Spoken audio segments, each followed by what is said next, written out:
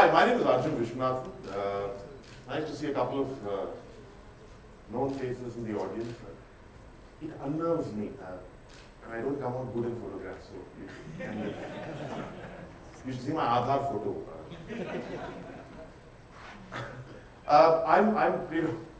I'm an independent consultant. I work with the startup ecosystem, and I advise a few organizations on matters to do with, well, digital transformation and well, a few of what we call emerging technologies.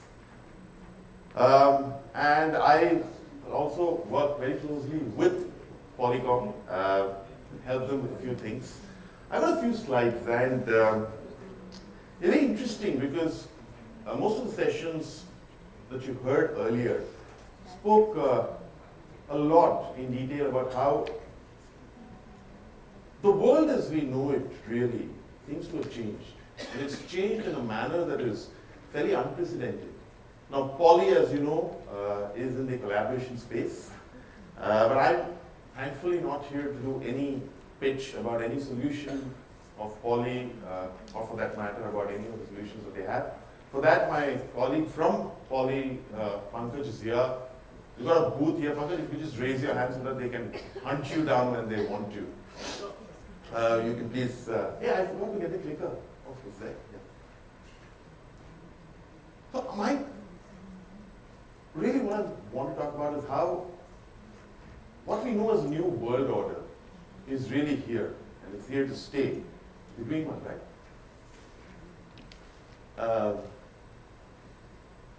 What we call new world order. Interesting data points that are, well, publicly available is essentially that in this what we call the digital economy, the digital world, fake news really creates 20% more user engagement than factual news. No guesses for that. 3.4% of the world's migrants contribute to 10% of the world's GDP. I thought a couple of minutes before putting that up there in terms of the current situation that is happening. I'm from Delhi, so I should know. But well, then, well, there are certain things. Well, this one is important. This one is Gartner, really, where by 2021, actually that's also changed now, we'll have more conversations with bots than our spouses. My wife would be happy with that, but nevertheless, you know the rest of the data points here. But really, as enterprises who are operating in what is clearly challenging times in more ways than one, what are we equally facing in terms of markets, which are both global as well as Indian? We're seeing significantly more protectionism, social trolling, there's growing nationalism. You open the papers and that's pretty much there is to that. Fake news, I mean, the amount of fake news, and I mean this in no offensive manner, but I'll say this to you. While I was sitting there, my dad sends me one of those forwards. It says, if you randomly rearrange the alphabets in Narendra Modi, it works out to a rare diamond. So I think once I'm back to the airport, I'm going to tell my dad, look, you can't keep doing all these things. I mean, you never know. And then, of course, there were multiple more, and I'm certainly not going to get into that. But he's having fun at his age, thinking, you know, a lot of this is like real and factual and stuff like that. And it obviously is orienting thought processes of people. Like my daughter is 4.5, and each time she sees the Prime Minister on TV, for whatever reason, I don't know where she's picked this up from, but she says, Har Har Modi. Now, but they are picking it up, and that's the way it is. But essentially, what I'm trying to get to, or get across to each of you is the fact that the world as we know it, or the world as we knew it, has changed. It's changed in an unprecedented manner, and it's never going to be the same again. So for most of us, like ARC, I think, was mentioning the fact that, or somebody else was, the brick-and-mortar concepts and the manner of thinking really are perhaps not the greatest armory that we have when we look at what is going to come in the future. And one of the things that I'm increasingly going to be speaking about over the next 15 minutes is how the digital millennial workforce of tomorrow is going to ask and demand experiences, tools, solutions, conveniences, and luxuries that are far unprecedented than anything that we may have ever asked for or even think about. And just to give you an idea, each of you will be familiar with what is really the new vocabulary of digital thought, because no longer are we talking servers, no longer are we talking basic things, because within industry, everything that we've constantly spoken about has changed. And please feel free to disagree, but essentially what we're speaking about now, and these are not just CFO or CEO conversations, these are increasingly also IT conversations. Mapping 360-degree views of the customer's journey, anticipating behaviors and needs, developing and attracting digital-first talent, connecting employees with real-time customer insights, making information security top priority. Very interesting. Myntra, for example, based on what kind of purchases you have made in terms of apparel, is now using AI and ML to kind of fuse them together to develop new style ranges, which essentially means that Myntra is using the same data on what it is that you bought. So let's assume you bought 4 shirts, 3 jeans, A, B, C, D. They kind of put it all together, map all colors, preferences and all that, and are creating new wardrobe styles. Never heard before, never seen before. But that's what it is that is happening today. And that's what we as consumers, subconsciously, are also constantly expecting as we move along. And last but not least, of course, this is, well, quite the abused term, but everybody wants to innovate. Perhaps some of us don't realize, and I think a lot of us are equally to blame, is that incremental process improvements is not really innovation. And the way innovation is to be read is when you create, transform, and truly disrupt either markets or the enterprise by itself. And just to kind of bring that home to you as a concept, if you just dim the lights, if it's quite the possibility, and the volume up. Sorry.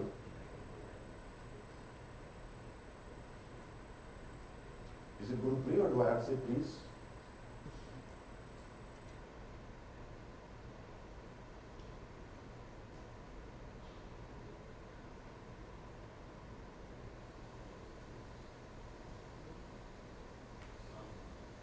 This volume.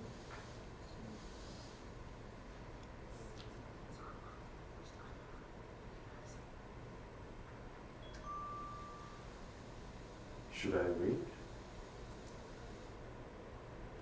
Or that's all right. Fairly material. Peloton really, and you could see this without the sound. Peloton really is this new age startup in the US that aims to disrupt by offering immersive live studio classes whenever, wherever. We're excited to show you how the ride of your life can happen right in your home. With the Peloton bike, for the first time ever, you gain access to studio cycling classes in your home and on your schedule. Transport yourself to the center of a live studio class with our immersive 22-inch HD touchscreen. Allow for every rider in your home to enjoy a comfortable workout with easily adjustable settings. Experience a remarkably quiet ride at any hour with our smooth, near-silent belt drive. And enjoy the bike as a welcomed addition to your home with a sleek, elegant frame that fits easily into any space. Peloton really is a American startup that's fairly revolutionized this entire being healthy concept. So this is nothing but a simple exercise cycle, the kinds that we see at gyms or the kinds that people like me would have spent money on and never used it except to hang towels. The only thing that they've done is they've added a nice 22-inch panel to it, which is a monitor, that allows anybody sitting at any point of time to collaborate live with people across the United States to exercise. Now, for anybody who exercises, you will realize that doing it alone is quite boring. Peloton essentially brings health as well as collaboration right to your house so that you have a more enjoyable morning, afternoon, or evening exercise regime by bringing together people which you can collaborate with. Now, it obviously sounds nice, and I think this cycle comes for $39.99 a month rental. Nothing else, everything else is paid for. So it's your private indoor cycling studio at home. That's what it is. But when you kind of break it all down, you break it down to the technology, you break it down to what would have been the cause for Peloton to do something like this, you essentially come to the fact that what Peloton really did was it kind of broke the norm by what increasingly a lot of you are equally doing, which is decomposing the entire value chain. Saying, look, there is this value chain that has existed for years, fairly brick and mortar. Let's remove this altogether. It's like KRC again was talking about how the ease of banking really is what prompts millennials to decide on which bank they're going to bank with. But essentially, what they did was bringing in a confluence of both the digital and the physical worlds, which is exactly and precisely what we are witnessing and experiencing every single day. The bet essentially in collaboration, which is that I want to do what it is that I want to do, but I want to do it at my convenience, I want to do it on my luxury concepts, and I want to do it when I want to. And increasingly, organizations around the globe, organizations in India, are realizing the fact that the digital workforce of tomorrow is quite unlike what any of us have been. It's going to be entirely different.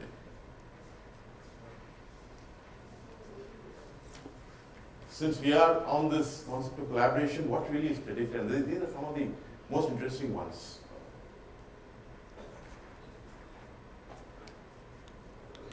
Standard one, this is median that says companies with a higher level of employment and employee engagement have a 2.5 greater revenue growth. Now, these obviously are not just offhand statements off the top of anybody's head. There is data and basis behind this. You know how much time is wasted within organizations for employees who are searching for data, which is internally through either portals or various other things? It's 20%. IDC says that G2000 companies, which is the Global 2000 Index, will offer co-working and remote working options with pervasive access by 2021, which is next year, which is classically what we've also increasingly started calling the gig economy. I'm a product of the gig economy because I symbolize it. My office is my house, one room the house. And when I'm servicing or consulting or advising anybody in any part of town or the country, which is essentially what the gig economy is. It gives me the convenience of working where I want to, gives me the convenience of being my own boss, not having to necessarily be physically or domiciled anywhere between a certain time frame, because work just doesn't happen that way anymore.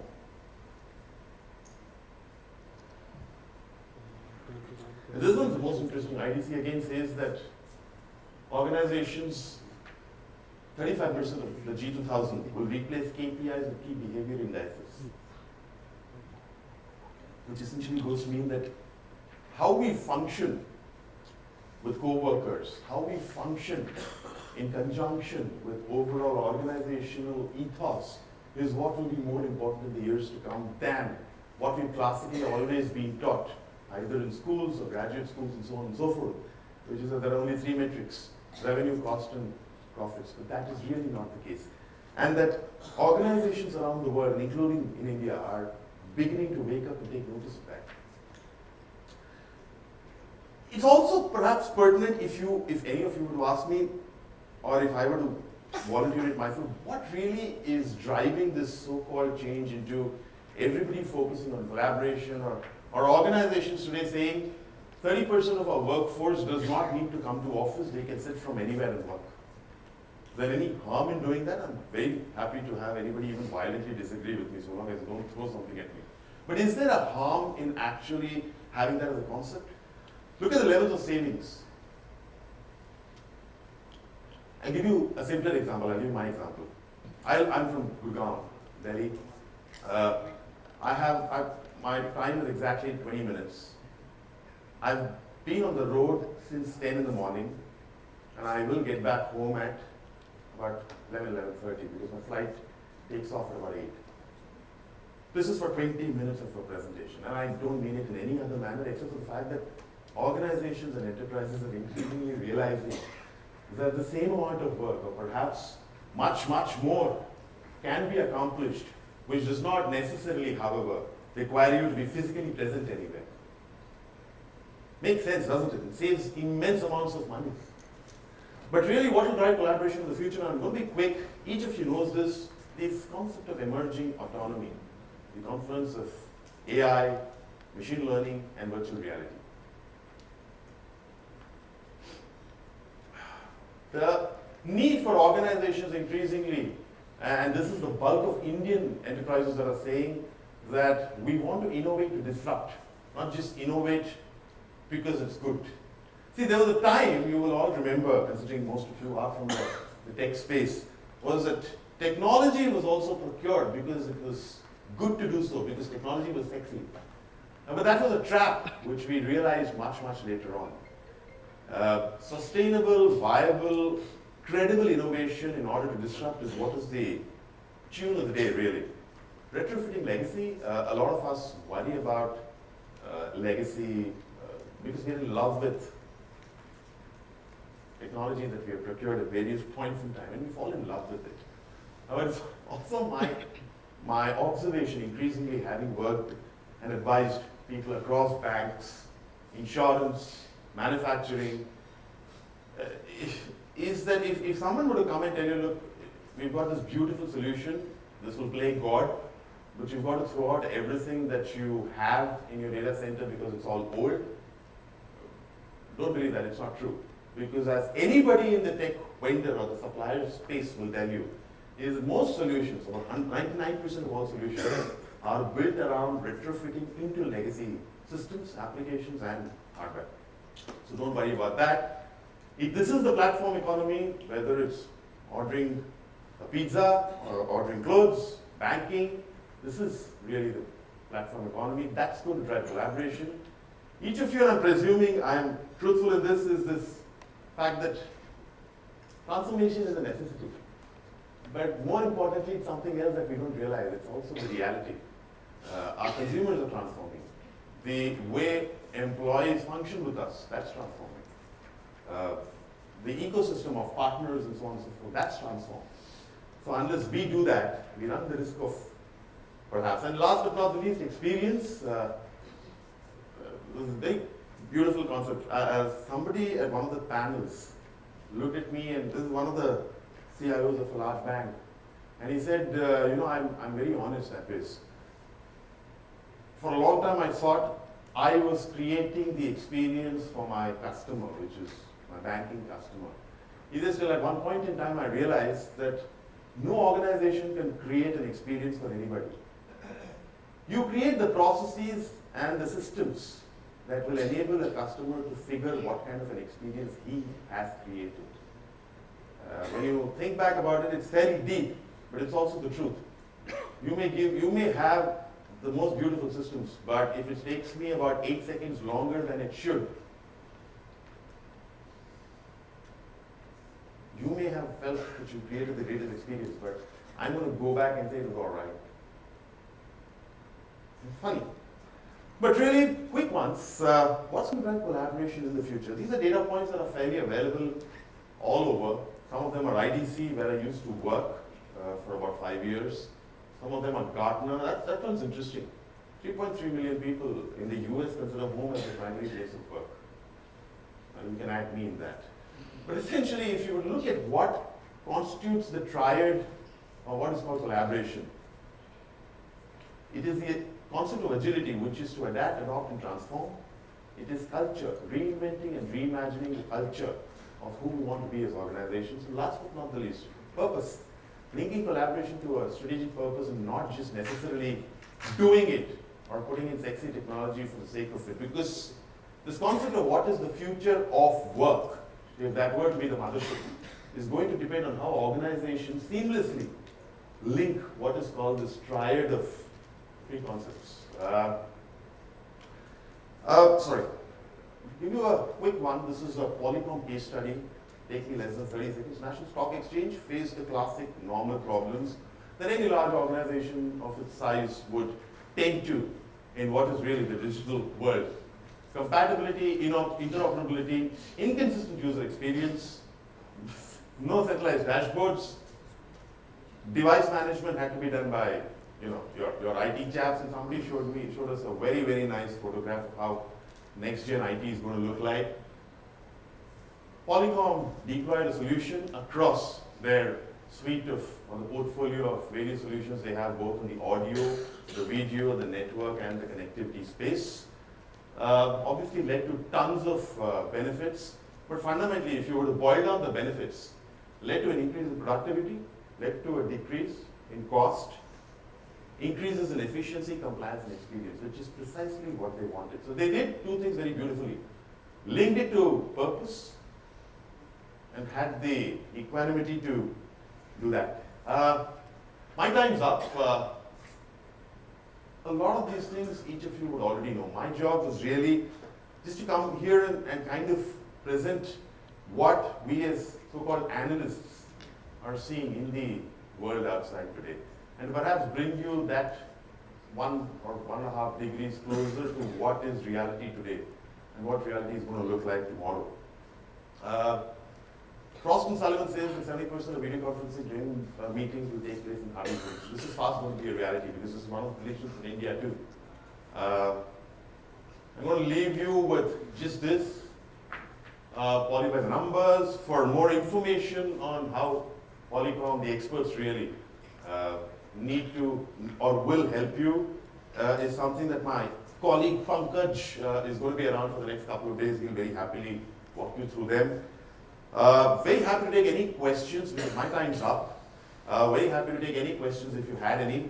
That's me, but thank you very much. It's been a privilege. I'm up on stage for about 15 seconds if you want to ask me anything. Very happy to. Thankfully, I don't have to speak for anybody. It is just an observation. I guess.